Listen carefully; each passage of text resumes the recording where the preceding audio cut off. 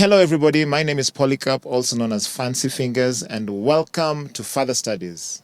Class is now in session. This series explores the experiences, lessons, challenges, and reflections that shape fatherhood as we know it. Through conversations with fathers, sons, brothers, and men from different walks of life, we'll explore what fatherhood teaches us about responsibility, identity, leadership, purpose, and legacy. For our first conversation, I'm joined by someone I've known my entire life.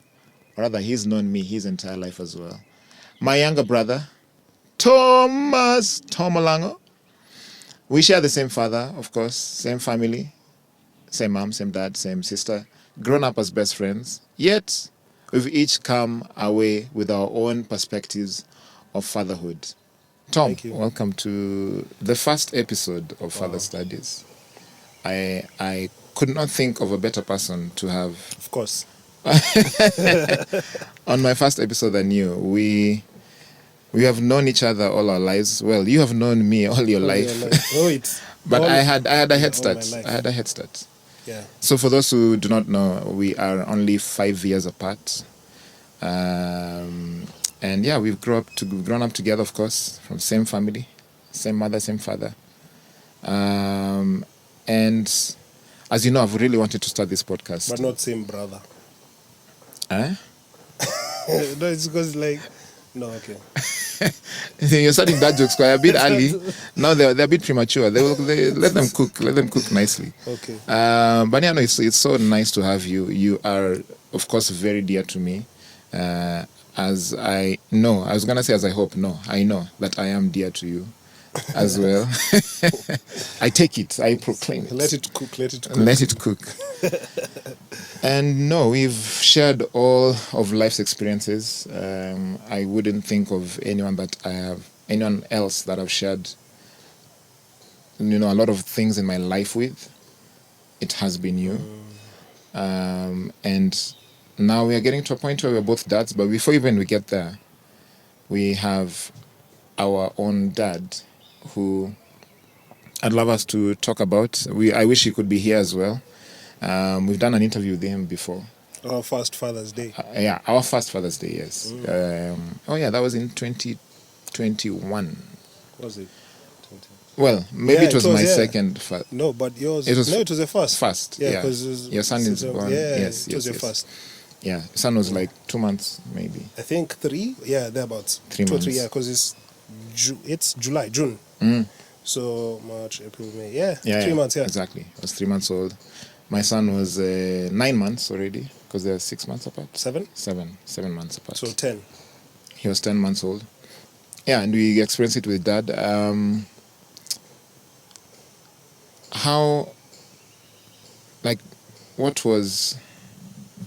You both know him. He's a great man. He has done so much for us. First of all, what made you say yes to this conversation? I know it was a dad joke earlier, but just being closer. Yeah. I think it's an opportunity for us to be intimate and for us to be closer at this stage in our lives as well. Yeah. So yeah. I think for me that was the first. It was. Yeah, the first thing. Yeah. Yeah, the first thing. Yeah. I mean, you would not have said no anyway. I mean, listen. It's like, bruh, come tomorrow. I'm shooting. But anyway, no. I still appreciate it. It's not an of course. Yes. Yeah, no, but I think also just bringing it to you, what also made you think of having me as your first? I mean, I've said it in the first few sentences, honestly. I would not have thought of a better person than you. We shared all our experiences, including fatherhood. We became dads at the same period. Yeah. Our kids are literally the same age. Yeah, true. Just 9 months apart is the same age, really. And they love each other. They love to spend time together. So I think, you up at the perfect. If it wasn't Dad, it would have been you. And now Dad is, of course, away.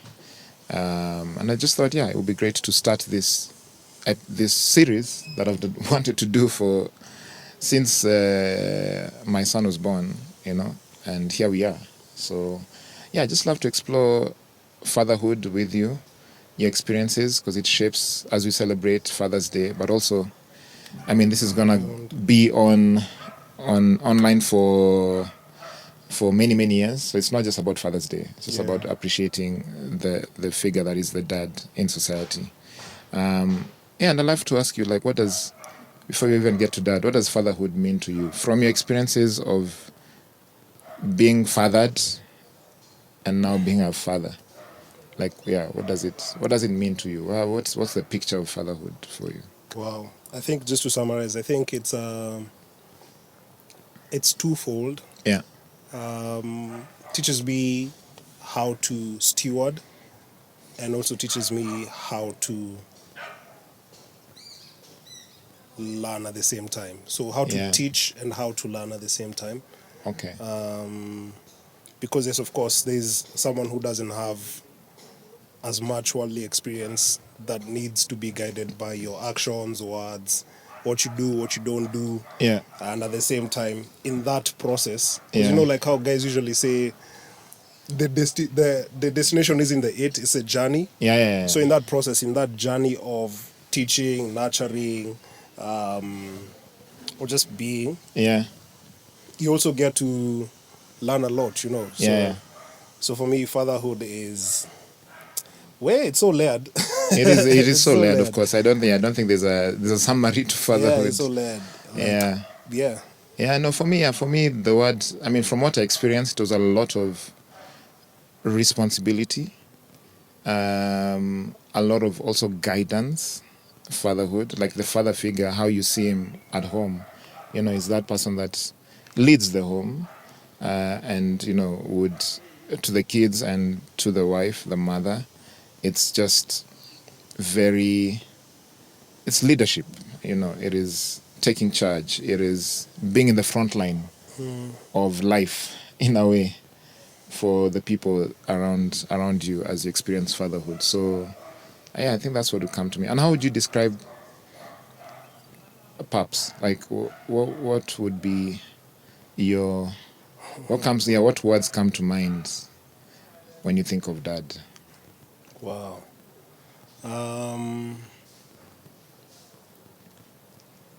I think he was a visionary. He is a visionary. Dad, if you're watching this, we love you. We love you. We cannot emphasize how much we love you. We love you very much. Then he'll just say good. Good. I never had I love you back. There's one day he called him. Like, man, you've told us so many things. I just wanted to take this chance to just like a long speech. Then it's like, okay, good. It's like, but he has the widest smile. Like, if you guys see, like, he's always just so, like, you know, like, so happy when you're telling these things. But we love you, Papa, when you're watching this. But but words. Words to describe him. I mean, one, of course, like, these things that I see now, and I'm just like, wow, I see how you're piecing things together. This is connected to also, like, my perspective of fatherhood. Like, it teaches you unconditional love. At least what unconditional love can look like.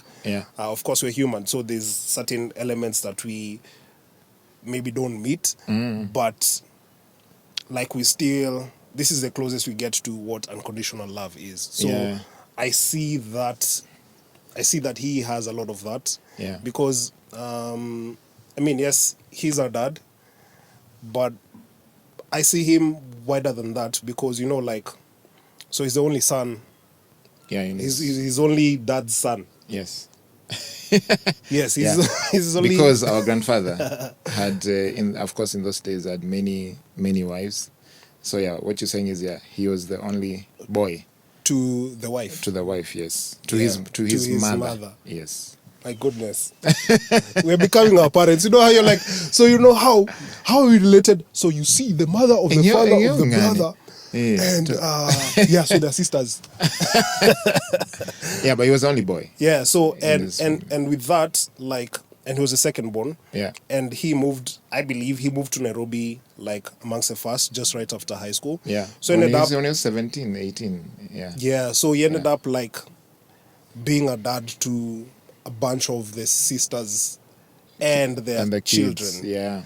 So we experienced a lot of that growing up as well. Yeah. So that for me shows how unconditional loving he is. Yeah. He opened his door to anyone that wanted to stay with us and study. Actually, it was always connected to school. You're going to school in University of whatever, Nairobi, whatever. Okay, come stay in my house. And by then, mind you, we had a 2-bedroom house. It's not a mansion. It's a 2-bedroom house in Kariobangi South. Yeah. Shout out to K South, my people. Honestly, best guy. We're just having a chat off camera and saying how it was. I think you're not in that. I was talking to Wamai. Shout out to Wamai, videographer, and producer, director. And just talking about how hi Tan. Hi Tan. Oh, okay, Tan. Hi Tan. It's like talking about K South. Yeah, no, K South was amazing, and saying that it's a 2-bedroom house. Yeah. In Kariobangi South, and of course, 1 bedroom is for the parents. And then the other bedroom is for everyone else, and you had 3 kids in the house, plus always at least 2 other people staying with us at any point in time. So it's an open heart. It's not easy to just accept people in your house. But I know it was a common thing also in that era as well. And I still know it's still common now. But commonality doesn't mean it's just, it's normal. Yeah. There are people who would not want that, And just 2 other things. He's super honest. Like, he's usually very blunt. Oh, yeah. With his words. Yeah. Very sometimes strict. A bit too. Used to be. And what's the last word I wanted to say? He's also humble. Yeah. And very smart. Of course, Very, very smart. He's a very smart dude. What about you? What do you say about him? I would say Did you actually give us adjectives? What did you say about him that are actual words? You said... What did you say? I said honest. I said... Okay. So I don't repeat the same. I mean, but the perspective can be different. Yeah. Honest. What was that? The unconditional loving. Yeah. And you can rewind if you visionary. And what's the last one? Humble. You said humble first. Yeah. Last. Okay. Yeah. So for me, he's. I think the number one thing that stood out for me was he was a leader. I remember even in the estate. So in situations in community, right? In the estate we grew up in, he was always held in high regard as as a leader. And I didn't take it for granted because it's like because leaders are not everybody's a leader. And he's a leader in church. We all know he's a leader. He's a chairman of the church up until now in upcountry. In school as well, actually I have a very fond memory, which is the next question that I'll ask you, what your favorite memory was. But I remember in school, when parents were giving out speeches, like, I think I was in pre-unit maybe. And he was meant to be one of the parents to give a speech. I was top of my class, as always. But he gave a speech, and I could see how, even at that age, just how confident it is. First of all, you're just proud as a kid that, that's my dad talking in front of people. And you see a different side of him, actually, as a kid. Even though I can imagine if your son sees you expressing yourself somewhere in public or something, and they'll be like, this is another side of daddy that I don't know. Interesting. Okay. So leadership for me is one of the first things that stood out. Also very selfless, I think, and it's most dads, to be honest, where they love by action, a lot of action. As we've made fun, he would never utter the words, I love you too. I'd hug him and he's like, nowadays he hugs though. Yeah, nowadays he hugs. And those are usually like the warmest. I don't know if you ever, like, when you hug him, you feel like your heart's... Oh, of course. Doing a thing. Absolutely. Yeah. Yeah, a father's hug is so deep, man. Yeah, so he... what was I saying? He... leader, selfless. Yeah, selflessness. Yeah, so the selflessness, I saw it in so many ways in how he wanted to take all of us to the best schools, even though he could not afford. at that moment. I always take that like with so much. I've learned so much from him in that way. Like he just put himself aside. Is like, my kids, I want them to go to the best school that I can afford. And our eras are different, of course. A gap of 5 years is big, and life transitions. Mm-hmm. And in both scenarios, he just wanted to give the best for all of us. Yeah. Like he was very, very passionate about education, and us getting the best education, because for him it's like, this is your ticket to, being stable in the future. And yeah. So for me, that was really stood out. And I respected it. I was like, if my dad is sacrificing this much, I want to be as great as I can be in school to just make him proud or wherever. So that really stood out for me. I'd say those two, adding to what there are many other things, but those are the two that really stood out for me. Yeah. Okay. Yeah. Okay, let's see these questions.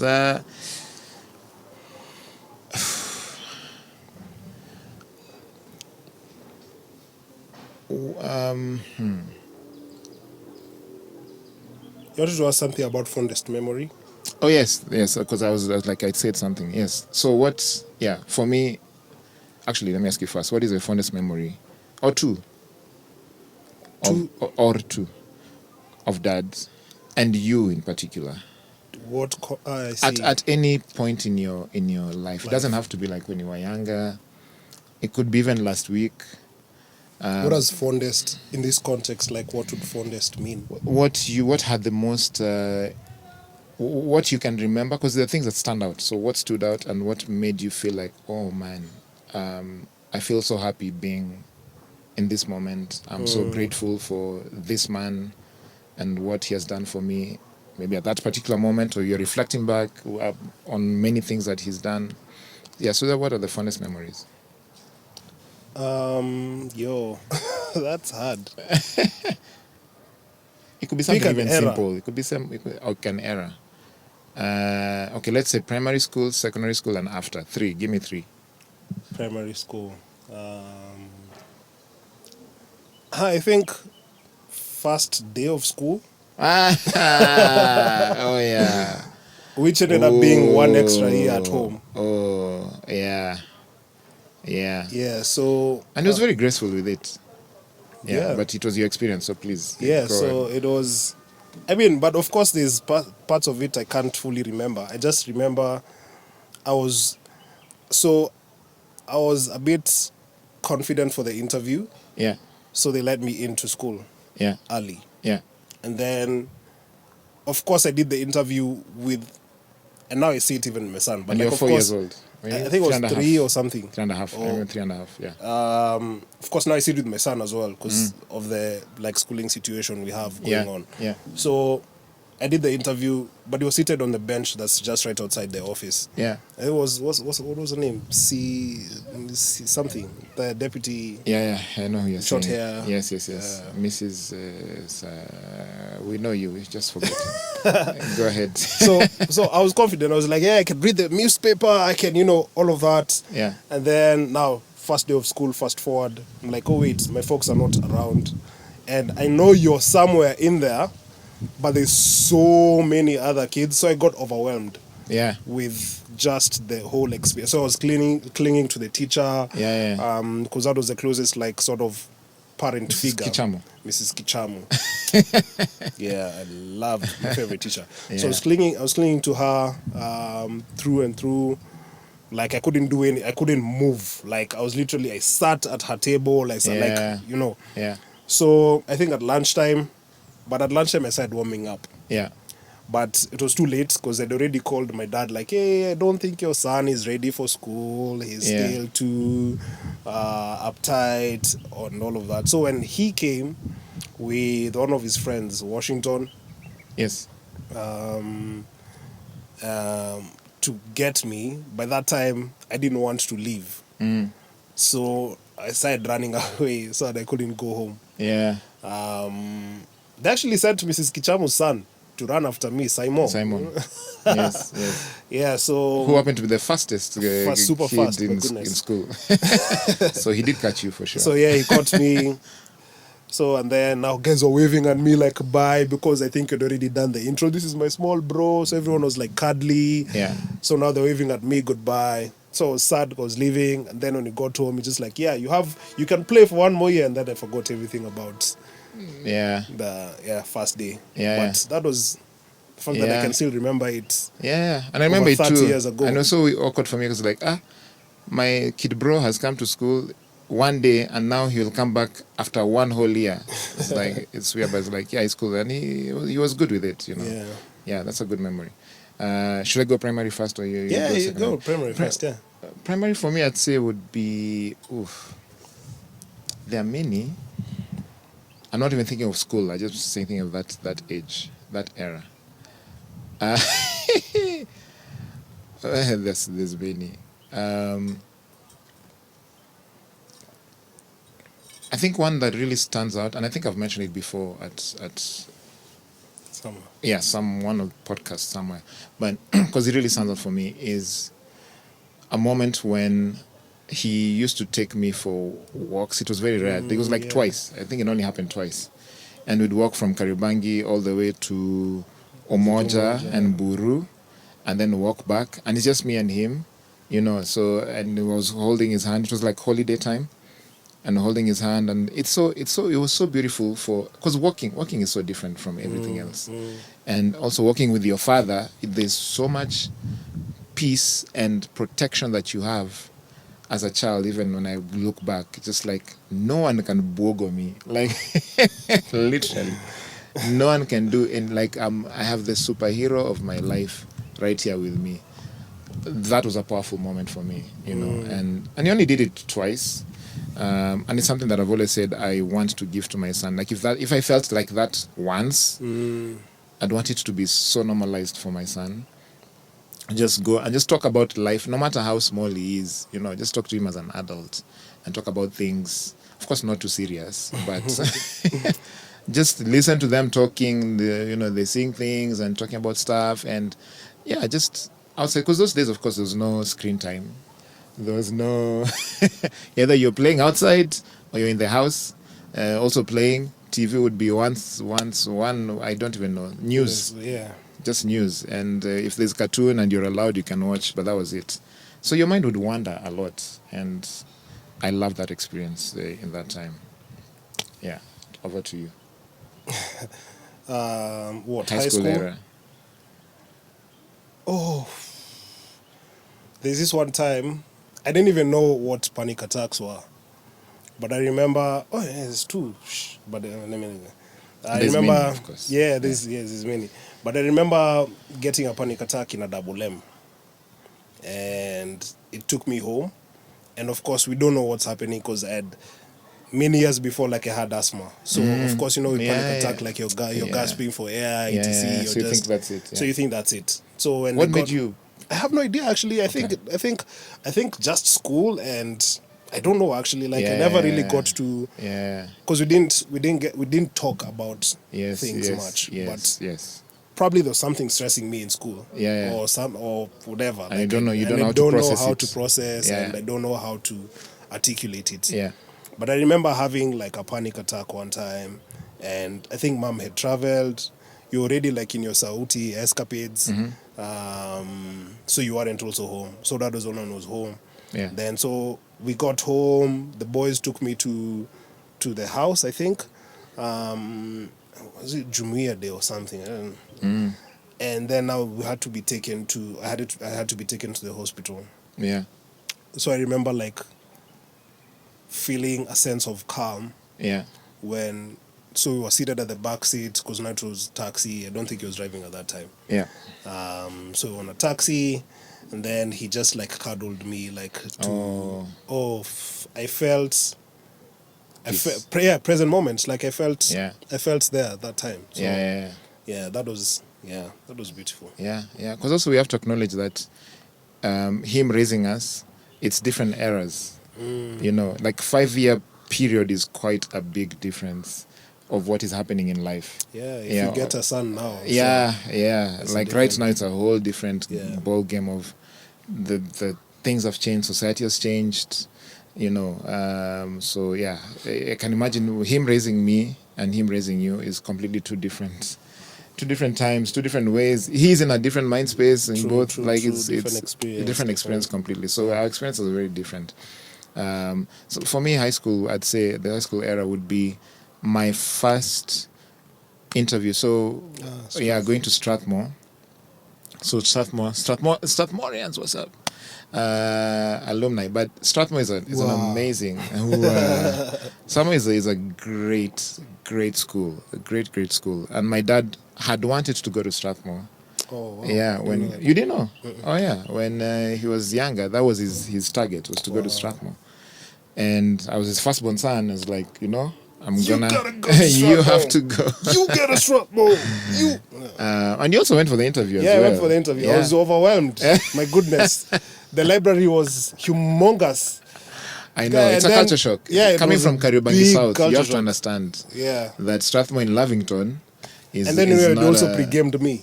Like, you had given me a lot of like, oh, this is how it is. So me, I just was there observing.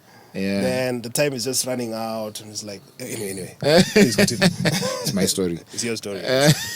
So going to Strathmore, I did the interview, passed, and I remember him having conversation. So how Strathmore works is you do an interview after your mock. So they take your mock results, and then you do an IQ test of math and English, and that is what they use to take you in. So you can be taken in before your KCP, well, those days KCP, Class 8 examinations. National examinations, yeah. So I went, they took my mock results, like, this is great results, did the IQ test, passed, and then now you have to have an interview one-on-one with the principal. I remember having that interview, and my dad was like, I don't know if I'm going to be able to pay school fees for this boy here, but I'd really love for him to be here. And he told that to the principal, like, I don't know if I'll be able to always be on time, but I will strive. I'll do my very best to make sure that since he's passed, and this is a school I want him to go to. And yeah, there were moments when the school was very, very much lenient to us and our family. A time when, and Dad was out of work at that time. Yeah. Mom also didn't have like a formal job, so they're all just hustling in different ways. And for me to get that as well, having also taken us to a private school in primary, both of us, where he had to pay so much more than what other people would pay, because that's what he believes in, not that it's better or more right than the other system, but it was just showed a lot of intentionality, a lot of love, selflessness. And I was like, man, he's a great dad. Yeah. And also one more thing. That time when he was, and I've said this before, when he was retrenched forcefully out of work, and then our mother was more of the breadwinner, and he was staying at home more, and he just picked up doing chores in the house. True. Yeah, and seeing your dad now in another light, washing dishes, and he would wash our shirts every day when we came back from school, so that we don't waste time washing our shirts, and that we study, or just rest even, or even watch football. He'd let us watch football a lot. Like, for me, that was everything. I was just like, man, this guy, and he was not like that. You could see that he's really changed, and he was always, of course, intentional, but you could see like he stepped up another level. Yeah. Of what. I want to say F, but yeah, just he didn't care for gender roles at that point. The traditional gender roles. It's like, we are a family. Like, right now, this is what my contribution that I can be able to put on the table, and I'm gonna do it with zero shame. He just wasn't the best cook. He was not the best cook, but roasting groundnuts. Oh yeah, no, that's wow. He's the king. The best at groundnut roaster. Grounds master. Yeah, but yeah, these memories are more. I think, there are many of them even after high school. And all, would there be another moment? One more. Let's just stick to one last moment. In general, that sticks out to you that, that I think if he's watching this and we've never told him? Maybe we can tie to what our first fatherhood experience was, or telling him, I'm about to be a dad, and like what you're... I was nervous. I was like, my goodness, I don't know what... I don't remember my conversation with him. Because for me, they hadn't even met. Mom had met Michelle. Yes. Dad, I don't think had met Michelle at all. Yeah. So I was just like, I don't know how I'm gonna have this conversation. And I remember, I don't know why I felt worked up, but when I told him, this is good thing. Like, I know she was smiling. And like he smiled, how he smiled. Yeah. And then at the end here, it's like it's like a sad face, but it's a sad mix. And then it's... It's very interesting. But, so for me, my experience was like, it was really chill. It was like, okay, cool. That's great. Yeah. Say hello to my daughter. I was like, you don't even know who it is. Like, he's always very accepting of whoever you're with. Whoever we are with, like, he's always been very, like, bring them, yeah. How's your experience like? Telling him that, so, dad, what was the experience? I mean, he was very happy. I was very excited. I was not, I wouldn't say I was scared, as, let's say, you were. Yeah. So I was extremely happy, looking forward to it, and we spoke, I don't think we spoke much, to be honest. And also I realized there's a difference in a way between me and you also, because for him I am the firstborn, and there's a way he relates to firstborn and to lastborn. So for me it was like, so you're used to handling pressure and all these things. Yeah, you're fine. It's good. It's great. And for you, we will handle it differently, and still both with love. Of course. True. Yeah. So it was great. He was very supportive. I told him we want to do a home bath. How was that? And I was very scared of telling him. We did a home bath for many reasons. It was COVID time. I was in my very natural. I still am, of course. I was in my Dr. Sebi era. I'm also just looking for the best ways to, and the one that would have a beautiful experience. Yeah. And also with COVID, there was a lot of restrictions in hospitals. And we finally decided to do a home bath. And I told him, I was very scared. That one I was scared to tell him, because I was like, I don't know what he's going to say, and mom as well. And when I told them, and to my surprise, my dad was like, I was born under a tree. Oh, yeah. It's like, I was born under a tree. In fact, no, I believe in those things. It's okay. If you have a professional and you've done your research, you're a grown man. I trust you. So go ahead with it. I was like, wow. Yeah, it's like I was born under a tree. Like, it's great. Yeah, so that was a great experience for me. So now going to us, me and you, we are young fathers. Our sons are 6 months. 5 and 6? Yeah. 7 months apart? 7 months apart, yes. Yeah. Oh, they're 5. Yours is 5, mine is turning 6. And they're 7 months apart. Okay. 6, 5, 6, 7. No. When they watch this one, they're older. They'll be like, Dad! Anyway. Or Baba. Yeah. So yeah, we're both dads, young dads. Yeah, how has it been so far? First of all, yeah, you've already spoken about the first time. I have to mention actually the first time you told me, because it was a very, very... The same day I found out, by the way. Oh, it was the same day? It was the same day I found out. So this guy was shooting, was part of the crew that was shooting our... Producing, please. Producing, my bad. Creative directing, please. These names, this... I mean... Yeah, okay, what were you doing? Producing? Creative directing? A bunch, I don't know. Were you the Iron Man? Listen. You remember Iron Man? I don't. You remember? Black Mambazo? Oh, Iron Man. Oh my goodness. Where? Let me tell you. So, where we... No. Leave Iron Man. Leave Iron Man. Yeah, that's an inside Iron joke. Man. Iron Man. He was called Iron Man by Ladysmith Black Mambazo. They thought he was I ironed all their shirts and trousers. For a concert we did with them here, how many years ago? Classical Fusion. Yeah, Classical Fusion, yeah. 12 years ago, probably. So that day you found out, it was, do you remember the date? No, I don't remember the date. Yeah, but that day you found out, it was. I think we're doing post-production for Midnight Train. Yeah, so it should have been October. Sula was born in September, so it was after Sula was born. So either November. Was it after? I think it was just before. Oh, just before Sula was born. Just before Sula was born, yeah. Okay, you're right. Because released Midnight Train August, I think, was it end of August? End of August, you're right. You're right, yeah. So it was before Sula was born. Sula was just, almost being born. And he when you came and told me that, we're pregnant, and I was like, the emotion, I didn't even say, I could not speak. I just hugged you. Yeah, I remember. Yeah. I just hugged you and I was so happy, man. I was like, wow, how are we both having kids? Well, mine is already here in a way, but you're starting the journey. It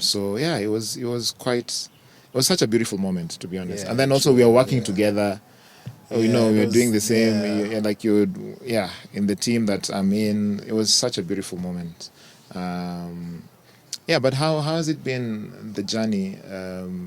Do you remember when Kwe came into this universe, into this world? Of course, I can't. And what feeling? What did you have? What was going on in your mind? I think you'd already, you guys did, you prepped us a lot. Of course, we were talking, because COVID had its own thing. Life slowed down, right? Yeah. So we communicated a lot. Yeah. There was a lot of us who were also pregnant at that same time. Ed, Joji. Yeah. So we were really, and you were the one who became the dad first. So you're our teacher, telling us, guys, let me tell you. So you did a lot of pre-prep for us. Yeah. And then, of course, you had the doula sessions, etc. Yeah.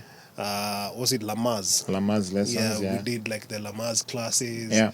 And then we were fortunate. We went to the hospital. Yeah. But the thing that was fortunate about it was we were the only patients. Yeah. It's crazy. Yeah. So we had the entire wing to ourselves. Of course, we had done a lot of prep, I walked in with, a speaker, scented, it was just an entire thing. It was a production, it was there's audio check. And that's what I did for mine as well. Snacks check, playlist check, essential oils check. You're going camping. Everything. And coming back with a new human. It was crazy. And of course, we'd also been told, we'd been trained on when to know, if the baby is safe, if the mother is safe, and when to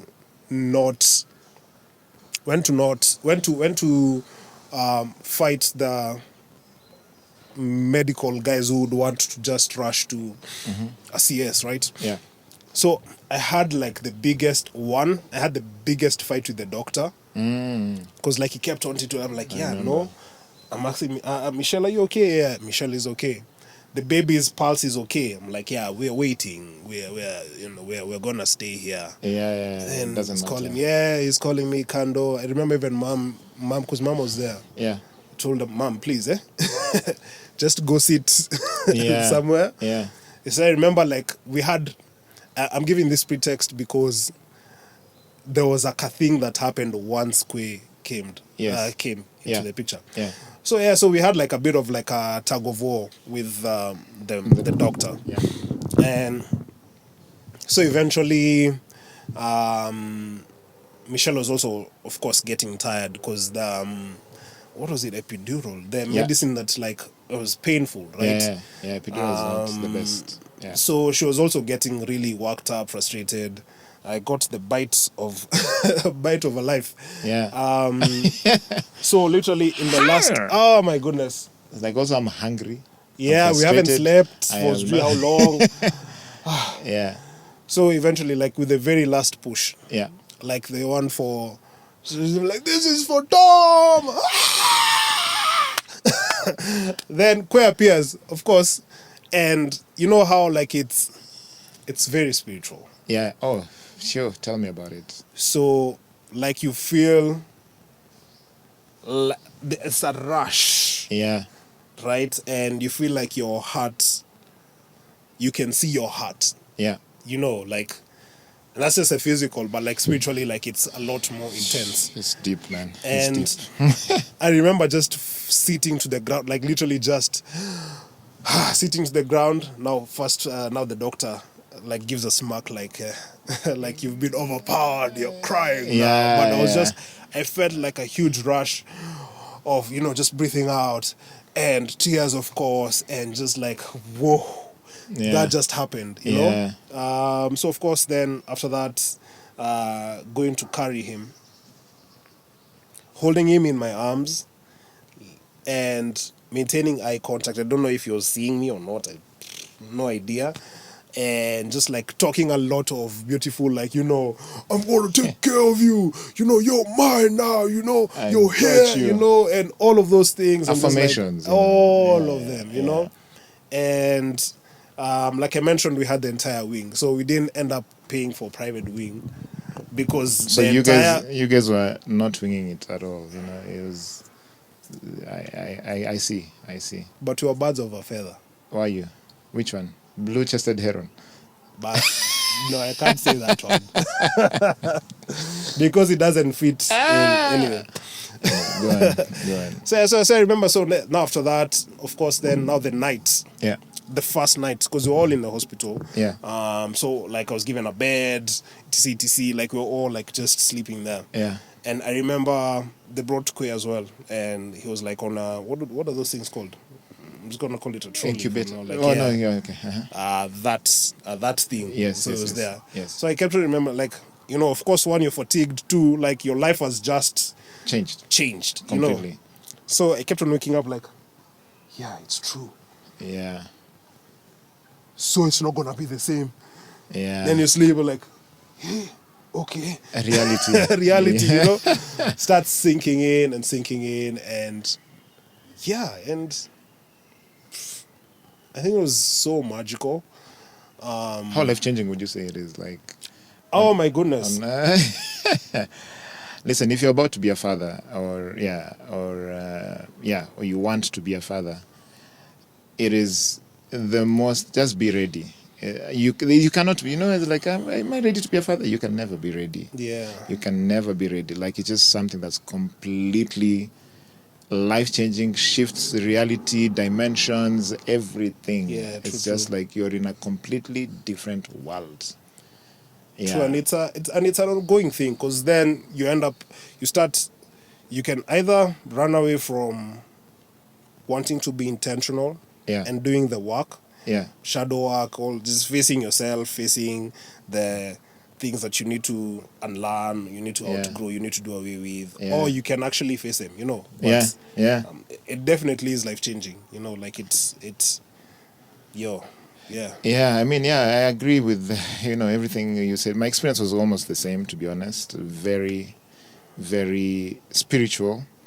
And I think it emphasizes the importance, I feel, of the dad being there in the room when the child is being born. But then why do they not, like...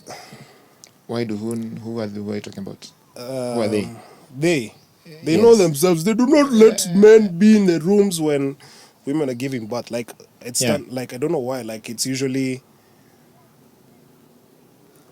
I don't know if it's a thing that... It was accepted. It was just, I think it was accepted by society for a while in this modern era. I don't know how it was a long time ago. Please, whoever has any any information on my dad being born under a tree, if his father had to be there or wanted to be there, I don't know how it was, because there's a lot of progression and evolution with culture and things and society. So, and there's some things that evolve, and it doesn't mean necessarily that it was bad before, or that's not the way it should have been.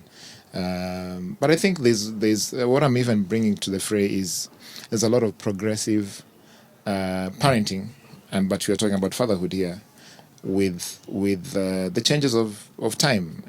Bring up a kid in this era. You can imagine us growing up. Now, put yourself in your father's shoes of us growing up. You're seeing the whole, managing these kids and being whoever you need to be and in society or whatever.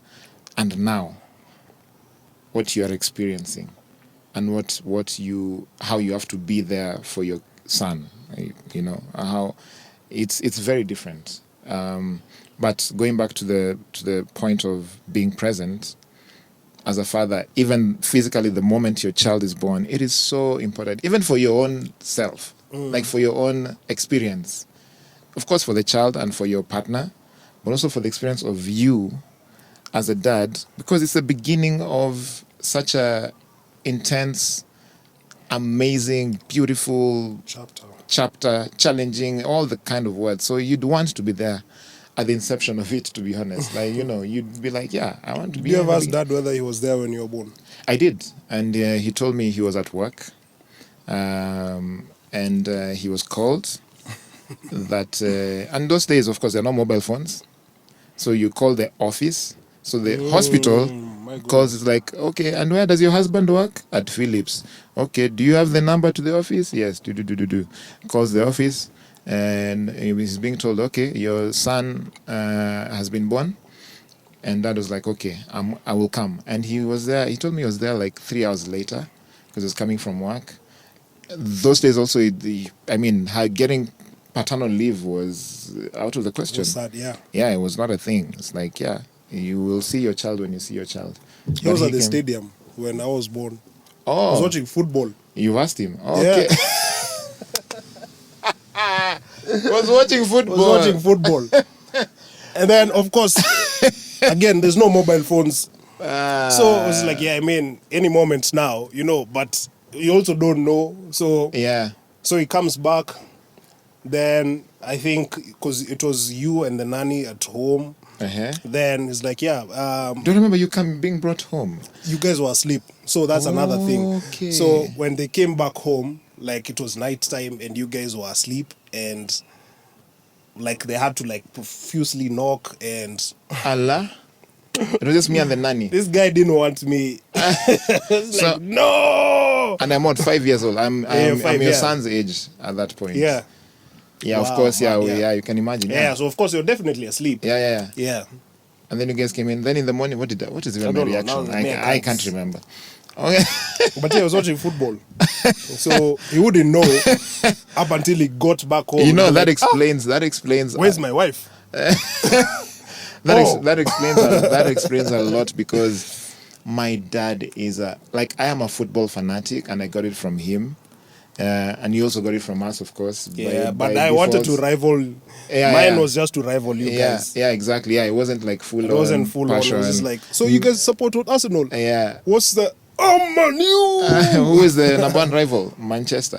Yeah, but he's a huge football fan, and my son is now on another level. He's taken me and my dad and was like, combined. Hold my beer. Chemical. Let me show you. That's the part. No. Yeah. Well, he was watching football. It's so great that you've asked. We've both asked. Okay, let this guy pass. Okay, guys, I'm coming. Just wait. 15 more minutes. You're feeling fly.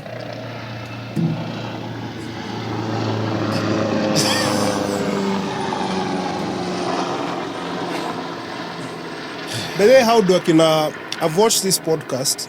This is just geeking on sound. Yeah. What's his name? This guy for Def Jam, like long beard. Nani? Rick Rubin. Sorry, yes. Rick Rubin and Kendrick. Like they were just outdoors, and then it's just planes passing, etc. Like how do they what? Filter? Because like you don't have to. Just let it. You just let it be. Yeah. I see. Okay. Yeah. Cool. See, we're in the natural, in the nature. Whatever happens. I want to make this as organic as possible. Okay. Yeah. We'll see how the audio sounds. You'll tell us how the audio sounds. Cut it to post. Can you post? Yeah, but What do you think? What do you think in terms of progressive fatherhood? What do you see has changed, or what are you changing yourself? Because I always say we are better. We are healing because you can tell from. I always put myself in my father's shoes and my parents' shoes and my mom as well, of having to come into the city as people who've grown up in the village, coming to the city where every single thing about that you knew about life is either being challenged or being it's just a completely different perspective. Your beliefs, everything that you know, everything that you thought you live by and believe in is like, we're in the city now. And then you get kids and you have to, raise them in this new environment that you're also trying to adapt into. It's very different. We were born in the city. So for us, it's a bit more different. The times are different as well.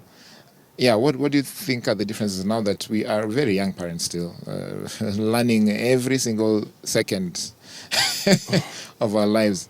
But yeah, what are the small things that you feel are different when we talk about progressive fatherhood? How you talk to your child, how you take them, how you bring them up, how you take them to school, how you involve. I mean, I don't have to. It's a question to you. I think Dad always told us from when we were kids, after the beating era to the talking era. Whooping. Whoop. Umevunja kikombe. Yeah. In the talking era, he's been very vocal about, I want you guys to have a better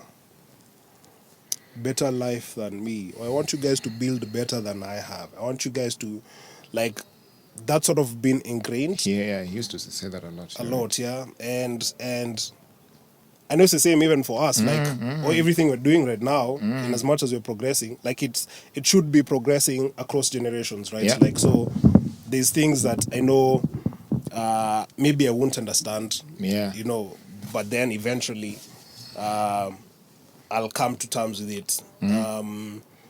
But yeah, I think one, improving communication. Yeah. Again, like you mentioned, it was a different time, right? Different circumstances, etc. Looking at them as humans, there's so much they had to adapt to. There's so much they had to learn and learn very fast than we might even think. Yeah, and literally kind of forced almost. So and there's no transition period, for example, between cultures that don't make sense and things that need to happen to be a present dad, for example, So you'd find... And there are no examples also. Yeah, no examples. And I don't think they had... Because even things like media, for example, right now, anyone who has a smartphone, a cheap smartphone, and 20 bob can get internet and watch this entire thing. Yeah, that wasn't the same thing. That wasn't the same. It was everything that's on media is very programmed. Everything that is... That's true. You have no choice. You have no... your choices Control. are limited. Yeah. You have choice, but they're super... The influence... Not the choices, the influence that determine your choices are super limited. Yeah. So, of course, now we have the internet. Now we are talking more. Now we are even... Because it's us who are talking. So our sons will see this. They'll interpret it differently when they're our age. We can't even tell how... When they're watching this. Because, right now we can only talk about, what Dad and his step bros... people like Dave's dad, for example, or Telo. Yes. We can only imagine and try and remember what those conversations were like. But our sons will actually see what we are. It's true. They'll actually, this is how my dad looked like when he was 30. Yeah. I don't have a picture of how my dad looked like. And this was his mindset of fatherhood at that point. This was we are verbalizing it. We are and documenting it. And storing it, and 10 years from now, because if you even watch, we did a pod when we were our first Father's Day, we did a pod. Yes. The growth between that and now, for both of us, mentally, spiritually, all those things, it's tremendous. So by the time we're doing another, because this is maybe 5 years, by the time we're doing another 5 years, our kids will be able to actually see even the evolution. We'll be able to see the progress in us. Yeah. And of course they're living through the progress. So I think technology is playing a huge role in the the progression. As I said, with progression, it's just evolution. It's not that, of course, there are limited resources with the different era, with an older era. Because I think a lot of the other thing they also had. Sorry. Yeah. The other thing they also had is maybe what you don't have, because like you're talking about how dad was born under a tree. Yeah. And the whole, if my research serves me right, like it was middle women, right? And there was even songs, etc., and certain meals and all. Yeah. But then all the men and uncles and nini also used to have like their own teaching the kids. Yes. The moments maybe to you the walking was new. Maybe he experienced a lot of that because they used to graze. They used to even hunt. It's true. There was always those moments informally, So those even things like initiation. Like these days, just go to what's the clinic? How much is it? Why is it this much? But them circumcision. Circumcision. But for them, like it was an actual rite of passage. Rite of passage, yes. So there's a lot that they also like experienced. It just wasn't documented. It was oral. It's true. It was passed down. It's true. It's part of the. It's true. There was so many things that was happening in community at that time, and that's what I'm saying. There's a huge confusion. I can imagine coming into this city, different setup. I would not say modern, really, because the ways that they used to do as well worked tremendously in terms of family upbringing. So it's not that one is better than the other. Absolutely not. It's just you go to Rome, then you have to do what Romans do, and then you're just confused. You're like, okay, now I have to eat pasta every day, I guess. And you're Catholic. Wow. Guys, we've come to the end of the podcast. No, okay, we're actually winding up. I don't know, how long have you gone so far? I don't know how you timed, so we can... we are good. It's fine. So, because I think this will probably be the longest of them all. Because, do you have tissues? Yeah. Yeah, my brother. You have 3 tissues. 3 shoes. 3 tissues. Question is, I would ask you, if Dad was sitting here right now, even listening to this conversation, I mean, he's going to listen, I guess. We'll send it to him. He's put on. He'll watch it even before we know. Yeah. Actually, that's one thing. Going back actually to the things that I really appreciate about Dad, is he was always what's the word? He was always like checking what is happening with us. And I remember for myself when we started busting out into the scene as Sauti Sol, and I would get an interview in the newspaper. He'd be the first one to get it in the morning, because he loves reading newspapers. He just come back with that smile. Come back with the smile. My son, you're here. Like he'd be the first one to get everything over there. He was my number one supporter in so many ways. Fun fact is he's always wanted to get into music, but he couldn't because... Do you remember when he used to play guitars at home? Yeah, when they're there, yeah. Play with. Just like with his smile. But there for hours. Just like this. He's trying to... He's like, Dad, I can teach you, but he's just not... He's like, leave me alone. So even to have that, just going back a bit, but that's a virtue that I really, really, really loved and appreciated. It's like, he's proud of me. He's proud that, that I'm doing this, even though he was very pro school and education. It's like, now this A student is going into music. But you know the thing actually. So I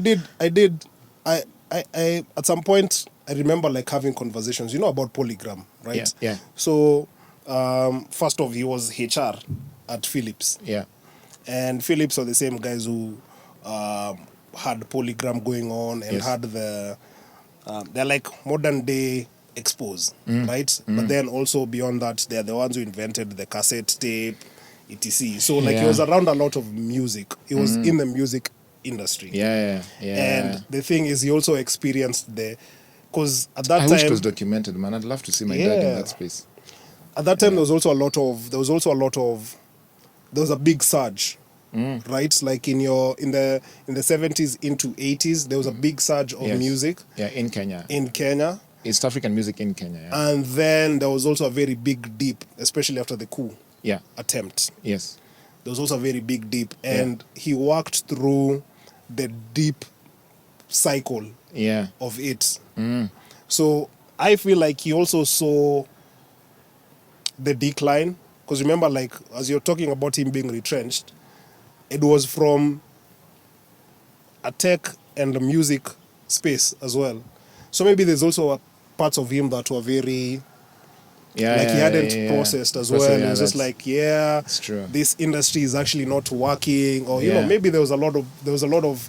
You're right. You know, so because eventually he ended up being the ultimate supporter, even amongst his sisters, who you know, like, was still very for a very long time rigid. Eventually, of course, it's softened, but he was still, you know. So at least that's the conclusion I sort of. 100%, because it's always a buffer. In fact, even with the fact that he was very pro-education and very strict, and you know, like, why are you doing this, but he was always like, you know what you're doing, you know, go follow your dreams.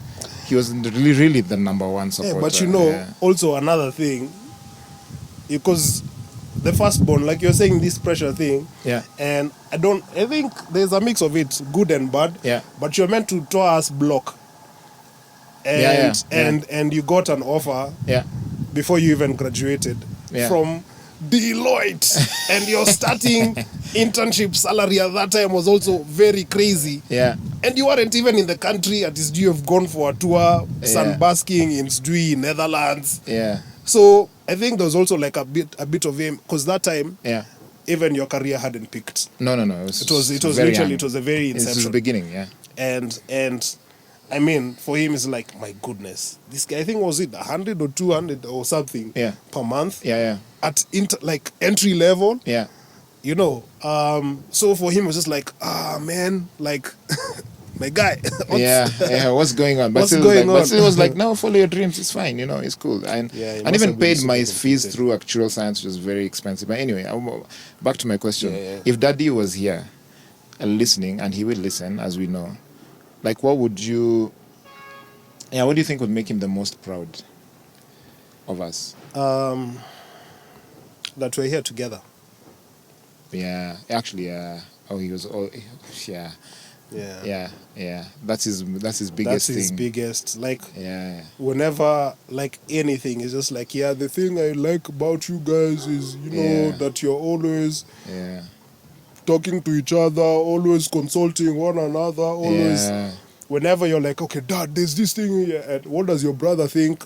And it's true. And we've had, of course, I mean, being open and vulnerable, we've had moments of little conflict, sibling things that are, I guess, in life are a bit more, what's the word?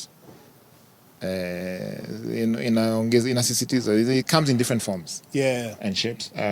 But you know, at the end of the day, still, the love we have as siblings, as brothers, as growing up as best friends, you know, it's so deep. True. And, you know, the love we have for each other is so deep that we still come back to that. But also it's great that he always mentioned, because he grew up very close to his, you know, step bros mostly, you know, very, very close to them. You know, someone like Dave's dad, they were best friends. Chris. Tello, you know, like you could see he treasures brotherhood and family so much. And you're right, that was actually his main thing, just like you guys are always together. So when I was with him this past 2 weeks, trip, I went to see him this 2 weeks, and he was like, you know, I'm not just talking about life, because you're that place where we want to talk about life with your parents, with your dad, and it's sometimes a privilege. Not everyone has that, you know, chance. And he was like, you know, I'm really so happy with you guys that you have never shown me disrespect. That's what he said. It's like, I've never felt any disrespect, even when any of you are not in a good place, because that is part of life. But I've never, ever had disrespect from you guys. I've always felt loved and respected, and I'm really thankful for that. That's what he said. It's like, yeah. So for me, I think that's what he would say still. Actually, do you think we should call him? Do you have airtime? Of course I have airtime. Yeah, let's call Daddy. Let's call Dad when and did see. You start calling him Daddy? I mean, I call him all sorts of Baba, Daddy, and Dad. Yeah. All combined. I remember actually the transition from Baba to Dad was very weird. But you are another generation, so you started saying Dad, actually. No, yeah. I was in the Baba era. You were in the Baba era, but as you grew older, because now as you're growing older, it's a completely different growing up than me.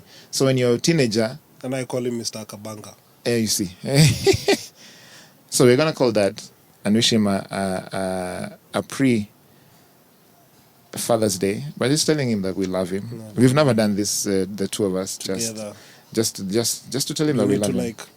So what's the script? Like, are we just from the heart? It's organic. There's no script. Okay. There's no script of love. It's fine. All right, Pops. Soldier of love. I'm going to have it on loudspeaker.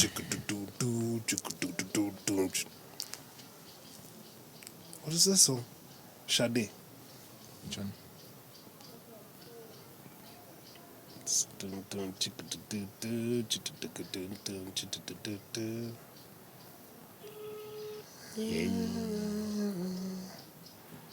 Polycarp. I hope it's not in the sham or anything like that. Hi, Dad. Hello? Yes, Dad. How are you? I'm good. Uko salama? Niko sawa. Unafanya nini? What are you up to? Pardon? What are you up to? Up to? Yes. What are you doing? We are just here with Mom. Oh, okay. Are you taking good care of her? Who is washing? Yes, it is you. It is you. So, I am with Tom here. With Tom. With who? With Tom, yes. So we are shooting a podcast. You are shooting? A podcast. You know what a podcast is? Like the one we did the other time. It is like a conversational piece of content. So we're actually talking about fatherhood. About? Fatherhood. Uh-huh. Yes, we're talking about fatherhood, and you are a big topic of discussion. Yes, and we are just talking only good things about you. Many, many good things about you. And we know Father's Day is coming. But we wanted to say that we love you so, so much, and we are so grateful for all the things you've done for us. Since we were born up until now, you've always been there for us in so many ways. You sacrificed a lot for both of us. And we just want to tell you that we love you and we appreciate you very, very much for always being there for us and yeah, just showing us how to life. Yeah. There is a friend who has come to see. Yeah. Who has come to see Mom. Yeah. You know, we have a plumber who usually Siramba. for us anything plumbering here in the house. Okay. So we have sent some gentleman to bring Mom to his work. Okay. We were talking about parenthood, the three of us. Okay. Incidentally. Yeah. Okay. Interesting. You're talking about parenting. We were talking about parenthood, how maybe you have to bring up somebody to know that he has to work hard for him to get anything. Yeah. About living luxury. Yeah. On something somebody has not worked for. It is not good because if the person who was getting those things goes, the people left behind didn't know that they have to work for whatever they are getting. Yeah. It's a big problem. That's what we were talking about. Oh, coincidentally. Oh, interesting. And we were also talking about parenting and talking about you. Yeah. Mostly. Yeah. So, we just want to tell you, we love you. You are on loudspeaker, by the way. So, you will be heard. And Tom wants to say something also. Tom, talk to your dad. Okay.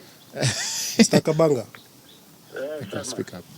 So, We said... You know what I'm going to say. What? Ati what? Sema.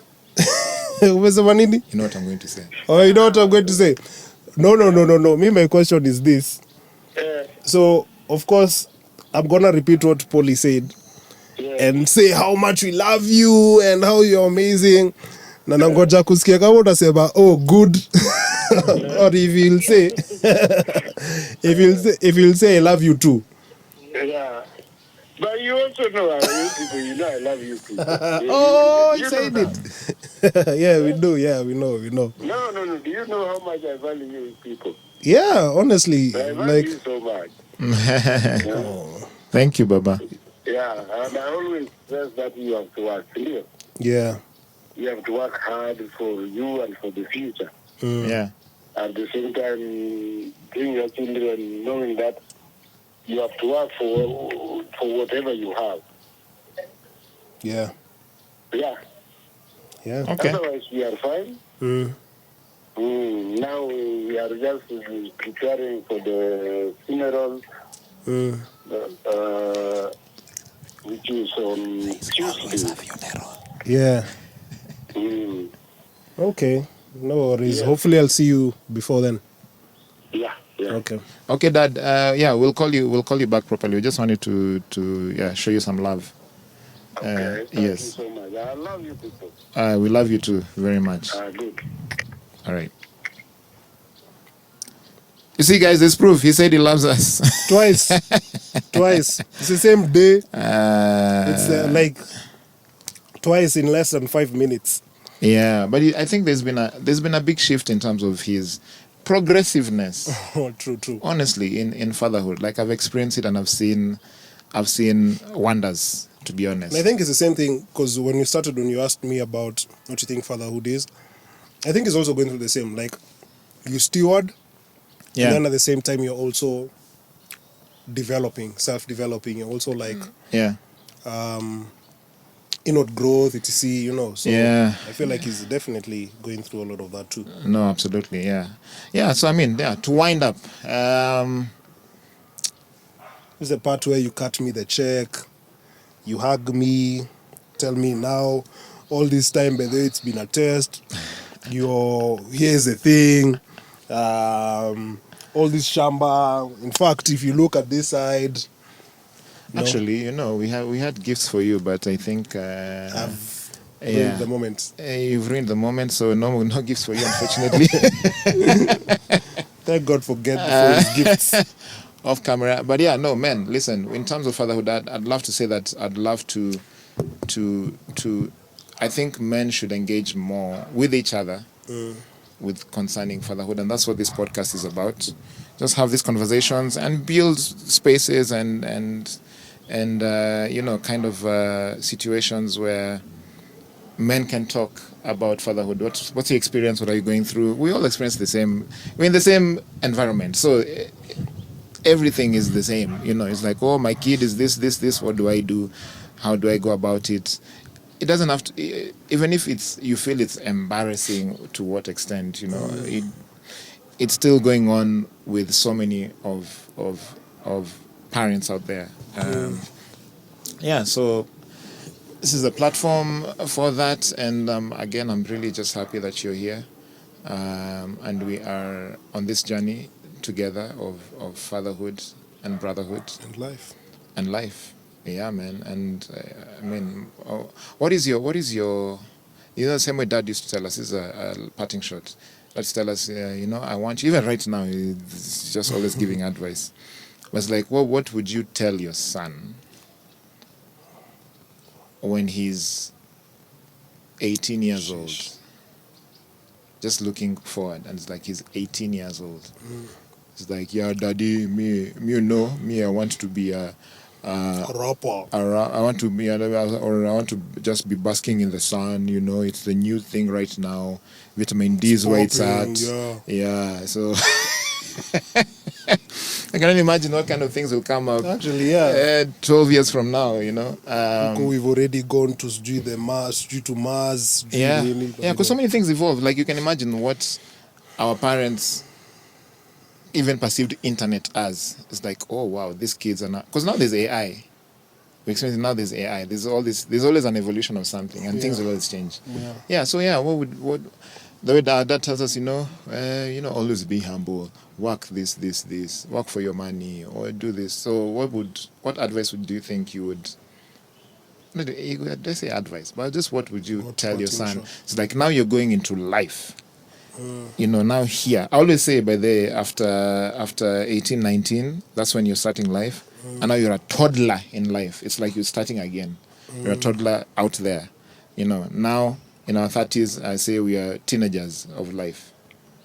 But yeah, what would you tell your 18-year-old son? Before I speak to him, first of all, just want to speak to you and tell you congratulations on what you're doing. Nothing but God's grace. Cover you, cover your team, cover your vision. May it grow beyond what you're even imagining. May it make you grow beyond what you're imagining. May it teach you all the things it needs to teach you. May it bring you closer to the purpose that God has predestined for you. Man, like all the very best in this journey. Of course, we're rooting for you. Always and always and always a phone call away. Always here for you. In anything that you need. Bless you, my brother. Thank you. And I extend the same to you, of course, 100%. Always have, always will. I hope you know that, So, we're here for life. For life. Yeah. What I tell my son is, of course, in the last 5 years since our last podcast, my relationship with God has grown. Of course, because one of the things that I keep seeing in fatherhood is I'm imagining what the relationship with God is from father to son as well. Yes. And it shows me a lot about unconditional love, shows me a lot about patience, just love, kindness, all those things, and put God first, like that's the thing I'd say. Put God first in all that you do. His purpose is everything, man. Like, there's things that I'm not even, like, I'm just like a custodian, So, that's what I tell him, Oh, great.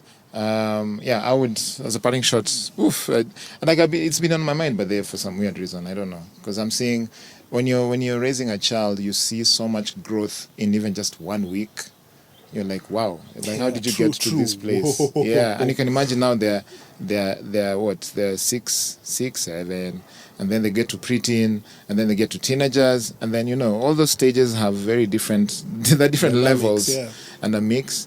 And I think in each stage, of course, there's communication that is kind of curated for that age group, whatever age group that you're experiencing with your child.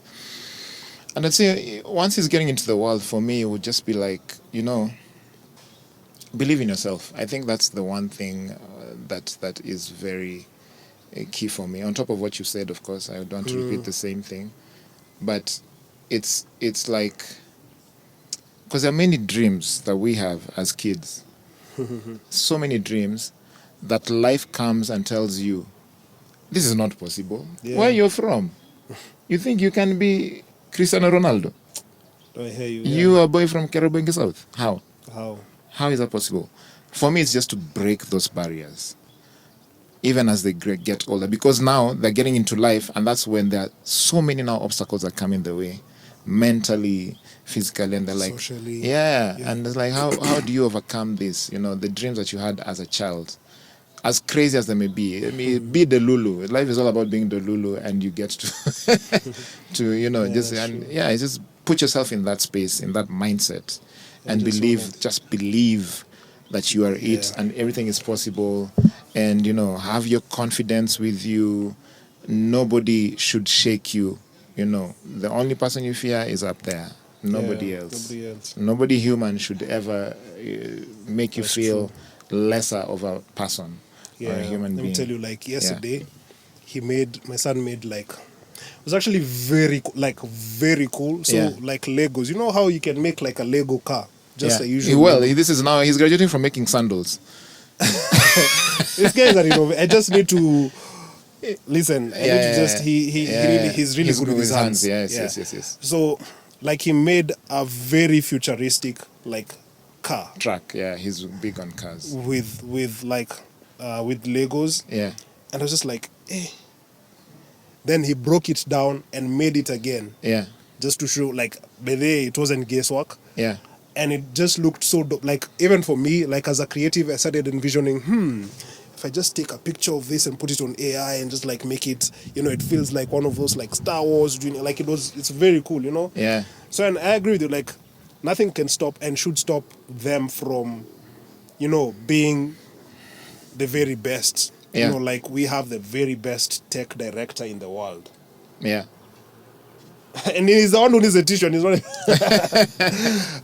or like nothing should like let not what people say about you or whatever your dream is. That's their way of that's their perception of you. It's not who you are. It's not who you are. Yeah. It's like whatever they say. Yeah. If they feel like it's not possible, it doesn't mean it's impossible. It's just it's not possible for them. Like and only you know. I always say only you know. Yeah. So no, I love that. Yeah, man, thank you. Actually, I feel like I want to sing one song that is around fatherhood. Oh gosh, as we wind up.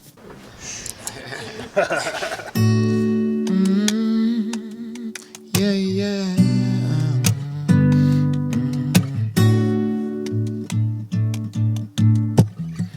Papa used to lift me up when I'm feeling lonely. Lonely. Papa used to take me high when I'm feeling low. And he would rock me off to dreamland, wake me up with the morning sun. Yeah, in his arms I found my peace, and all was alright with me. Yeah. Ooh, time flies and now you're Papa Sulu. Blessings come from above. I pray these arms will give you joy, make a great man from a little boy. Yeah. You fill my heart up and the world is alright with me. Yeah. And the world is alright with me. Yeah. And the world is alright with me.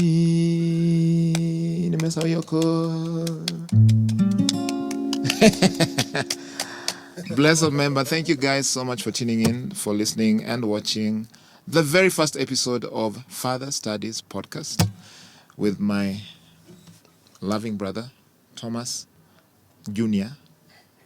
Olang'o. Nimesema ingine? Olang'o Otieno. Ingine? That's it. Okay, that's it. Thank you so much. I hope you enjoy the episode and see you on the next one. Much love.